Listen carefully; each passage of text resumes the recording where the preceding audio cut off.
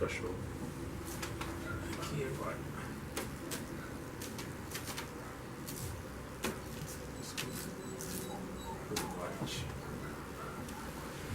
Ui! Entrando aí no ar. Paz e graça, amados. Paz, queridos. Deus abençoe a nós todos.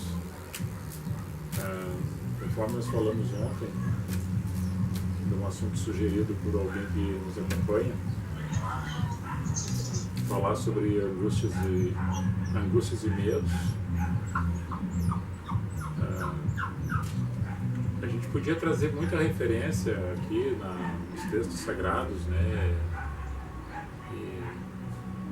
de personagens bíblicos, traçar uma linha espiritual desse assunto, não questionar muito sobre a posição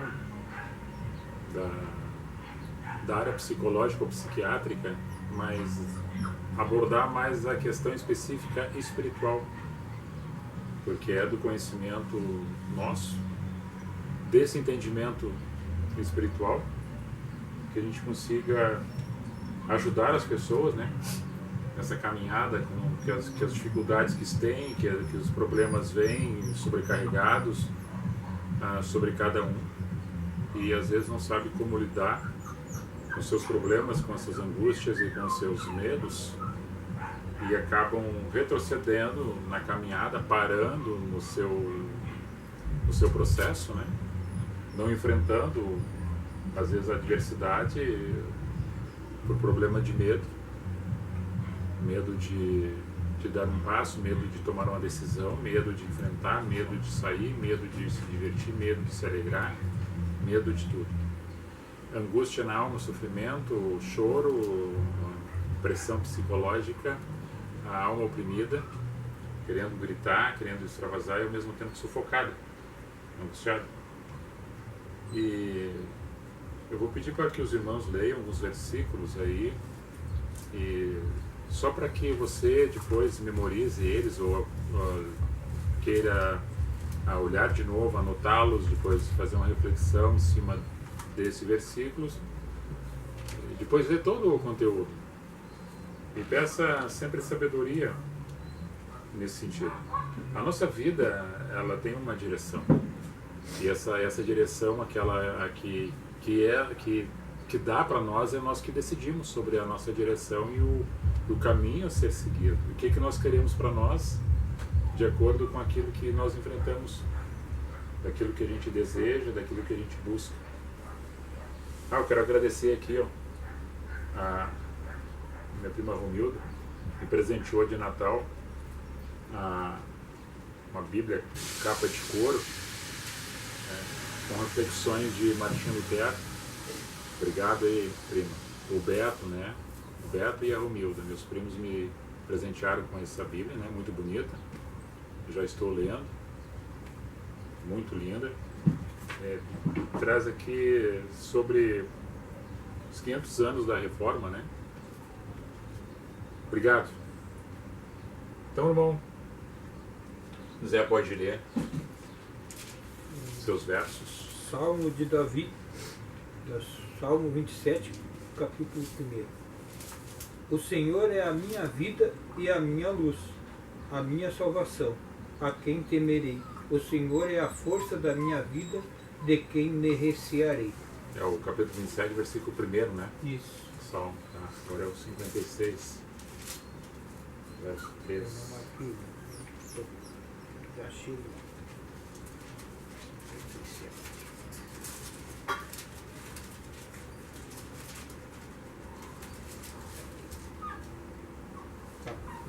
Salmo 57.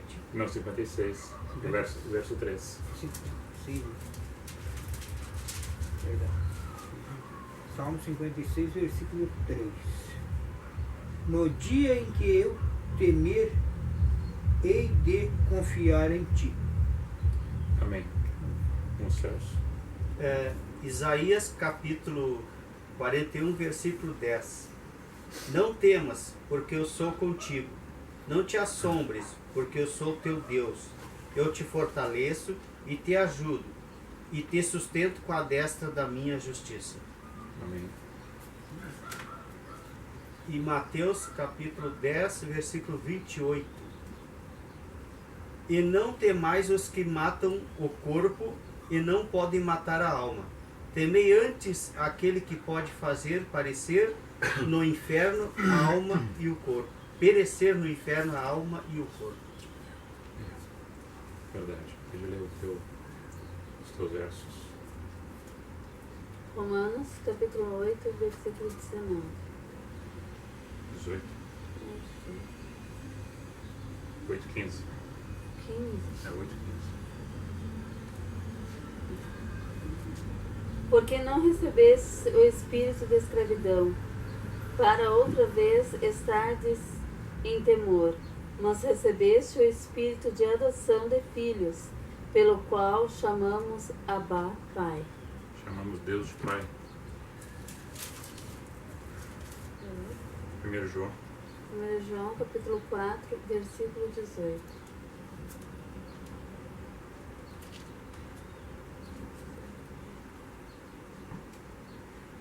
Na caridade não há temor.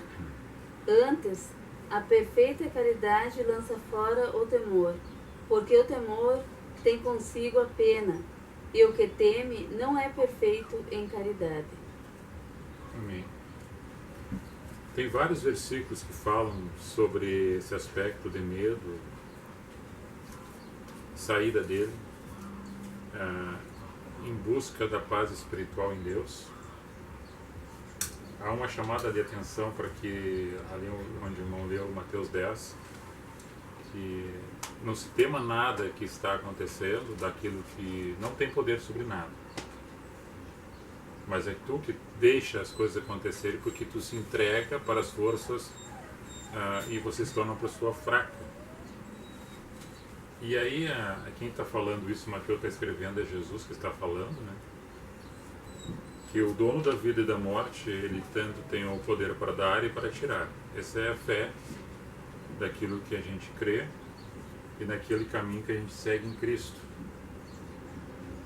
Mas para você ter um discernimento, você que não tem fé, você que não segue a nada, segue somente ao instinto, você que não crê em Deus, ou você que vai numa congregação, ou você que tem uma referência de buscar um aconselhamento, ou buscar uma referência através da palavra, nesses versos que nós lemos, se nós formos destrinchar cada um deles, nós teríamos muitas horas para estar aqui conversando. Mas nós vamos somente sintetizar todos os versículos que foram lidos na imaginação de coisas que aconteceram no passado, com pessoas que passaram dificuldades, né, tribulações, tiveram medos, tiveram angústias, e mesmo assim encontraram a paz, o refrigério da alma e uma porta de escape. E você pode estar passando por esse processo. Você, eu, nós, qualquer um, no seu dia a dia, em qualquer ambiente, de acordo com aquilo que passa, daquilo que enfrenta. Uma coisa que eu tenho dito aqui várias vezes e outros encontros que a qual nós tivemos, é que o ser humano, ele às vezes é muito egocêntrico, ou seja, ele chama para si todo o aspecto de outros olharem para ele e verem que ele é um ente que está sofrendo, ou ele é uma pessoa que está sobressaindo de um algo que se torna merecível de aplausos, ou seja, o egocentrismo se coloca numa cadeira e as outras pessoas ficam reverenciando ele, ou seja, na dor, ou seja, na glória, ou seja, na vitória, ou seja, na derrota. Quando vence, quando ultrapassa, quando consegue atingir um objetivo, a parte do egocentrismo torna a pessoa inchada, né? E queria que os outros batessem palma porque ele teve mérito, né, ou não, de chegar a um lugar e atingir o seu objetivo. Daí que é foco. E do lado contrário, quando tem as quedas, tem os deslizes, tem as fraquezas, auto se vitimiza para também chamar a atenção. São duas conotações de comportamento do ser humano. Nós somos assim. Para se desprender disso, você deixa de estar sentado nessa cadeira e coloca o Senhor da tua existência, que é o Senhor, o nosso Deus, em Cristo Jesus, entronizado nessa cadeira, e você somente se coloca numa situação de servo.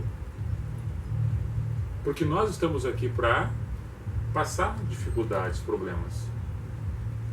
O Senhor, nosso mestre, o bom pastor, ele diz que 16:33 de João, que no mundo nós teríamos aflições.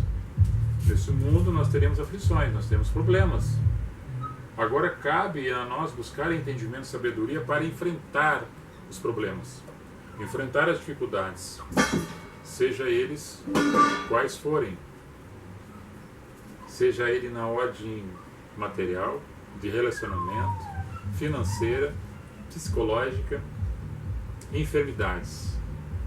Agora, quem pacifica seu coração em Cristo e cresce nessa fé, nessa evolução espiritual, e ela alimenta a sua fé em Cristo, e ele tem um novo entendimento em relação àquilo que ele está enfrentando. Ele já não enfrenta da mesma maneira que enfrentava quando não tinha isso, a fé. Esta afinidade com o Senhor. Quando você passa a ter essa afinidade com o Senhor, tu começa a mudar o teu pensamento, o teu modo de agir, enfrentando os problemas de cabeça erguida, fazendo como aquela mulher que teve um encontro com o profeta Eliseu, dizendo que estava tudo bem, mas o seu filho estava morto. Tudo bem, mas o filho estava morto. Ela tinha uma esperança que algo de melhor ia acontecer. Então a fé, que é o combustível daquele que crê, do inimaginável, daquele que não existiu, que não tá palpável ainda, que é o fim e fundamento das coisas que estão para acontecer, mas não aconteceram, isso é a fé. Vai acontecer, mas não aconteceu. Ele vê na frente algo que vai surgir daquilo que ele está produzindo dentro de si, projetando e trabalhando para que isso aconteça e para que isso se materialize. Para atender lá o cachorrinho que está descendo a escada. Você fazer ao vivo é isso. Ó. Nós temos 2 cãezinhos que a gente bota na parte superior e eles querem participar, fazer arte. Mas não vamos sair da mensagem, e aí podemos lembrar de algumas pessoas que falam, amados irmãos, por não ter entendimento de que falar que a questão da depressão, que o medo, a angústia pode levar à depressão da pessoa ficar deprimida, porque ao cercou, ele estava cercado de medo e angústia, então ele ficou oprimido. Oprimido entrou em depressão. Depressão é uma dor na alma. E a pessoa fica angustiada, deprimida, já não tem mais vontade de fazer nada, parece que o sol já não brilha, parece que os prazeres que tinha já não tem mais, parece que os projetos que tinha já foi enterrado. Então isso é uma depressão forte. E aqueles que não têm entendimento em relação a isso, colocam como se fosse espírito maligno, que está atuando sobre a vida da pessoa. Não é? O espírito maligno pode se aproveitar do momento da fraqueza da pessoa e fazer com que ela ache que é isso e comece a fazer coisa concernente ao pecado, pela depressão que tem. Fazer o mal. Porque ninguém vai para o inferno por depressão. Agora, se matar, se roubar, se adulterar e fazer um monte de coisas, esse é o inferno que está fazendo aqui mesmo já. E a sequência disso é a colheita na frente, de tudo aquilo que nós plantamos. Mas essa opressão, esse mal, começa a apertar a pessoa de tal forma que dá vontade até de tirar a sua própria vida, porque ela não vê mais o motivo de estar ali. Mesmo que ame, mesmo que goste, mesmo que seja amado. Ela fechou seu entendimento. Por isso que Jesus fala de uma das parábolas sobre a palavra do semeador, e Mateus 13, que ele diz que as pessoas ouviam, mas não entendiam, olhavam, mas não enxergavam. Aí o poder de Deus, através da ação do Espírito Santo, entra na pessoa e faz essa transformação nela, a qual tira todos esses medos, todas essas angústias e dá a percepção do entendimento, e aí o poder de Deus habita nela e dá a cura. Porque transforma, porque liberta, porque aperfeiçoa, porque dá graça, dá força, dá sabedoria. Então isso tudo é um processo. Para uns é mais fácil, para outros não. E aqui nós falando nesse estágio, dessa caminhada, nós temos vou fazer uma referência de Elias. Elias, depois de ter batalhado, de ter feito as suas profecias, recebendo a mensagem de Deus profética, ele vai para dentro de um lugar, que é uma caverna, para se esconder, por medo. Depois vem o trovão, vem relâmpago, vem vendavais, e aí vem uma voz serena e chama ele para fora depois que tudo está calmo. Daí ele sai para fora e se fortalece, porque ele conseguiu ouvir a voz de Deus. A voz de Deus é a voz do Espírito. A voz de Deus é a voz do Espírito que fala dentro do teu coração, que já está dentro de você. E quando você entende essa voz, que é você falando contigo, que é o Deus da tua existência que está dentro de você, você compreende e você sai da situação na qual você se encontra. Jeremias, o profeta chorão, que falava que o povo estava no cativeiro, que foi colocado dentro de uma cova, e nessa cova tinha barro e tinha lama, e depois vem um dos empregados, escravo, e bota cordas de tecido para tirar ele de dentro daquele lugar que ele estava. Ele era uma pessoa também que estava entrando em depressão, angustiado, com medo, por enfrentar as pessoas, por enfrentar os seus problemas adversos, por falar a verdade e não ser ouvido, por tentar ajudar e não ser ouvido. Nós temos ainda, e podia falar vários, Davi, que se esconde numa caverna também, fugindo do seu filho, que queria matá-lo, primeiramente fugindo de Saul, depois de seu filho, passando por problemas de medo, de angústia. Aí nós chegamos em João Batista, que Jesus faz uma referência dele, que homens nascidos de mulher não houve profeta igual a ele. Só que o menor no reino dos céus era maior que ele. E ele era chamado de louco. João, que se vestia com pele de camelo, com cinto de couro amarrado, e comia mel silvestre e gafanhoto. E foi lá no templo de Herodes apontar o dedo para ele, dizendo que ele era um adulto porque estava tendo relações com a mulher do irmão dele. De tanto que ele falou isso, ele acabou decapitado. Ele fez uma loucura. Mas ele estava fazendo também uma caminhada, dizendo que estava preparando o caminho para aquele que havia de vir, que estava ali, que tinha um grau de parentesco com ele, que é a mãe de ambos, né? De Maria e Isabel, que era a mãe dele, e de Maria, que eram primas. Ele está preparando o caminho para o Mestre chegar, e eis que vem o Cordeiro de Deus, que tira o pecado do mundo, quando ele aponta o dedo. Então as pessoas não entendendo, hoje nós falando isso, olha, eis o Cordeiro de Deus. Quem sabe, quem que imagina se que era o Cordeiro de Deus? Falando naquele momento, uma loucura falar aquilo. Que cordeiro? Estou vendo um homem caminhando, não era uma ovelha, era um homem caminhando. Então ele está falando que era o Cordeiro de Deus, porque a libação das ofertas, sacrifícios, da imolação dos animais ia acabar em Cristo, porque ele seria imolado, o Cordeiro de Deus, para tirar o pecado do mundo. Todo aquele que nele crê não perecesse, mas tenha a vida eterna. Aí nós temos o próprio Senhor Jesus no jardim do Getsemane, com a alma angustiada,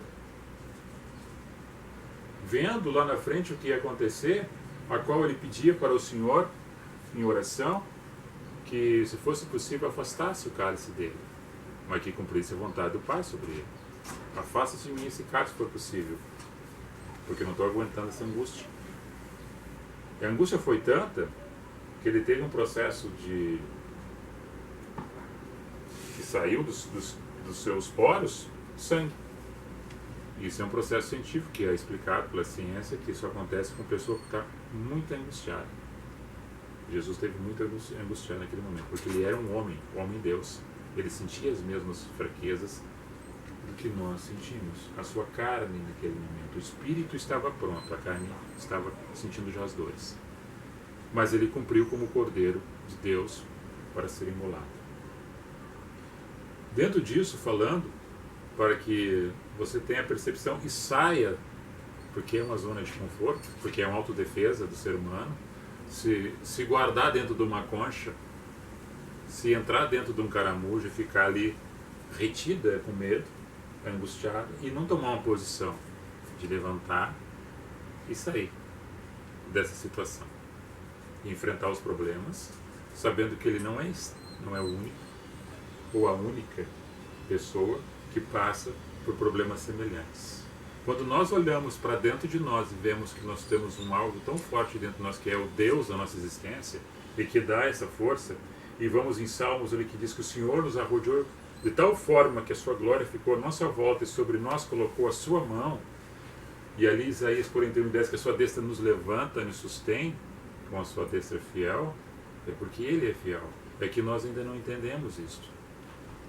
Não é que ele está te segurando fisicamente pela mão. É pela graça do Espírito Santo que te sustenta, que te dá força, que te dá a graça, que te dá um entendimento para esses problemas adversos que tu está enfrentando. E muitas vezes se retrai de fazer isso, fazer aquilo, eu não vou tomar mais aquilo, não vou tomar mais remédio, agora eu vou esperar no Senhor. Não é isso que eu estou dizendo. Eu estou dizendo para que tu produza a fé dentro do teu ser, e em um dado momento tu mesmo vai se auto-justificar pela fé, pela graça que tu vai receber, que vai te dar a confirmação daquilo que tu não tinha. A dúvida acabou de sair, a qual que você leu sobre o amor. O verdadeiro amor lança tudo que é de medo sai. Quem tem esse verdadeiro amor não produz o medo. O medo não consegue compactuar e estar junto no mesmo momento da pessoa quando ele está cheio de amor. Porque se na comida, e se na alegria, e se nos deleites deste mundo, e se nos prazeres deste mundo, e se na calmaria que é a bonança, e se no pão de cada dia, nas vestes, no descanso e no trabalho que tenho, eu me alegro e glorifico ao Senhor por isto, também na dificuldade, na tribulação, nas dores, nos momentos difíceis, a qual Paulo fala que agora, depois de ter esse encontro, conhecido ao Senhor, a espada, a fome, a nudez, o perigo e a morte, isso não vai me afastar mais do Senhor. Isso vai me aproximar mais, porque Ele se aperfeiçoa em nossas fraquezas. Quando Paulo teve esse entendimento, ele foi em direção daquilo que era para seguir. Quando Jesus, já sabendo de tudo isso, ele seguiu aquilo por causa de mim e de você.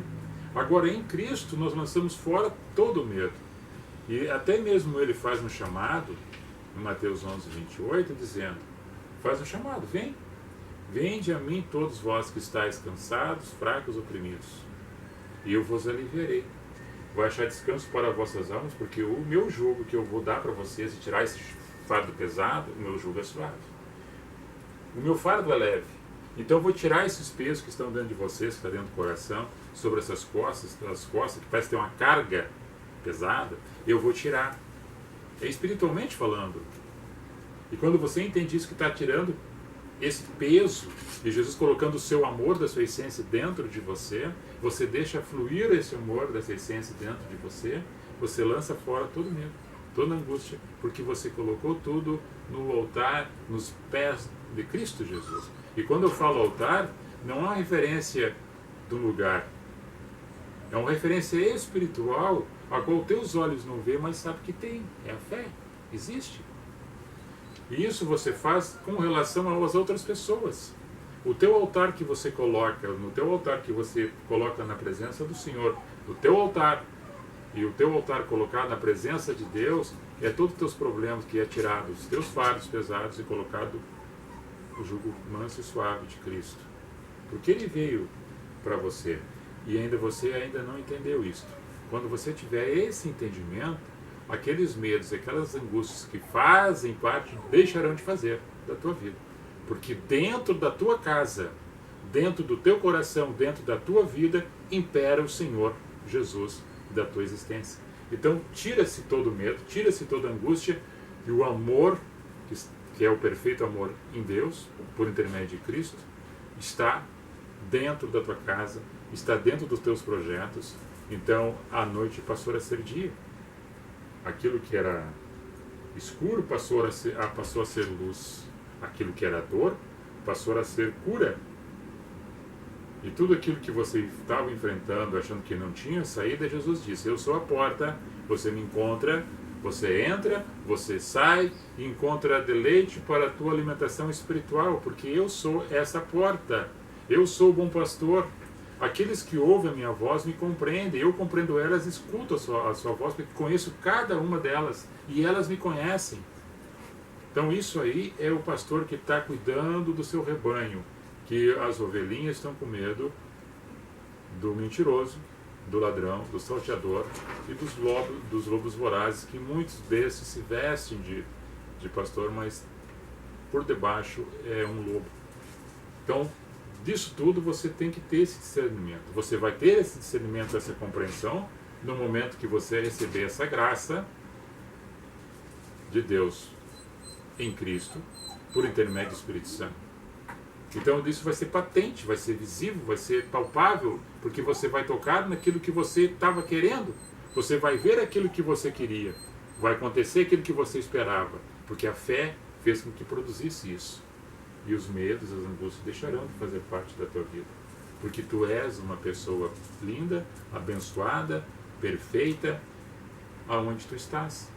Mesmo com todos os defeitos que nós temos, mesmo com todos os erros que a gente possa ter, com todos os pecados que a gente faz, o Senhor não olha para isso no momento da reconciliação, da reconexão e do aproximar-se dessa religação com o Senhor através de Cristo, que é o caminho, a verdade e a vida. Então, amados, no mundo a gente tem tribulações, no mundo a gente tem dificuldades, mas aquele que crê, aquele que professa a sua fé, aquele que caminha no caminho com Cristo, ele enfrenta esses problemas adversos de uma forma diferenciada da outra época, quando não conhecia o Senhor, quando não ouvia a sua voz e quando o Espírito Santo não habitava nele, porque ele tinha o coração calcificado, estava fechado. Agora quebrou o coração de carne, tirou o agravo dos ouvidos, tirou a cegueira espiritual, tirou o véu do coração, o véu do tempo se rasgou, e estamos no tempo dessa graça imerecida, recebendo a parte de Deus. E aí você conhece e recebe. Você tem sabedoria e tem dom, tem vocação e tem luz, tem experiência e segue em frente. E ajuda ainda aquelas outras pessoas que talvez possam estar enfrentando problemas parecidos. Agora você tem até um testemunho de vida você é. Porque você estava numa situação, agora você não está mais. Agora testifica disso para as outras pessoas, no teu caminho, na tua casa, aonde tu estiveres, que a vida é para ser vivida, mesmo que nós tenhamos um tempo específico e momentâneo nesse plano terreno, e eterno depois para aquele que crê em Cristo, porque nós falamos aqui do Evangelho segundo Cristo, não segundo a qualquer outro, segundo Cristo, Jesus. Então essa aí é a mensagem. Tem uma parte que eu vou ler aqui, somente para complementar Isaías 35, vou ler na Bíblia Nova, aqui para vocês acompanhar, para fechar esse assunto.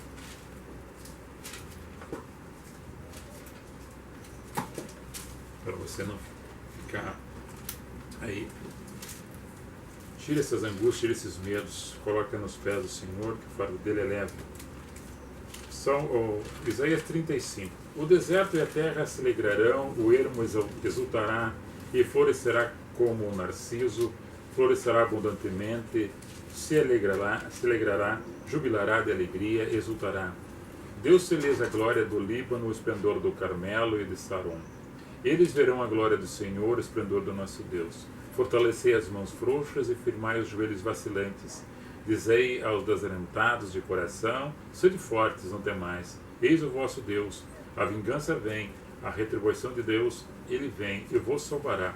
Então se abrirão os olhos dos cegos e se desimpedirão